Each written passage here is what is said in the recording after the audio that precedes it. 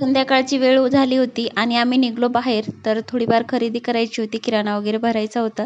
तर लेकरांना बघा न सांगता असं चेहऱ्याला बांधून मागितलं. अशी खूप जास्त जिद्द करत होती, ऐकत नव्हती. नंतर आलो कपड्याच्या शॉपवरती, सलवार सूट बघितले. पण प्राईसच्या मानानं तेवढे काही छान वाटत नव्हते, तर त्याच्यामधला एक सिलेक्ट केला आणि नंतर मग गेलो मॉलमध्ये.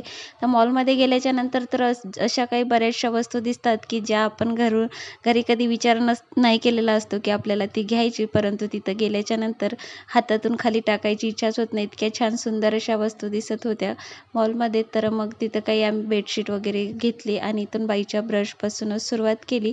तर तिला ब्रश सिलेक्ट करायसाठी बघा ती कशी सिलेक्ट करत होती.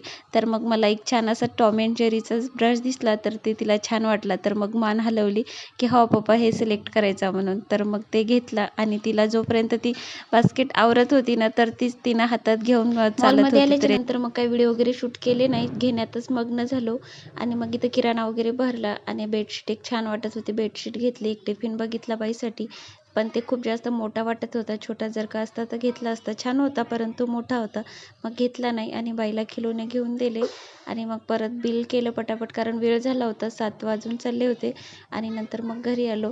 तर बेडशीट कशी घेतली ते तुम्हाला घरी आल्याच्या नंतर दुसऱ्या व्हिडिओमध्ये नक्कीच दाखवेल. तर चला भेटू नेक्स्ट.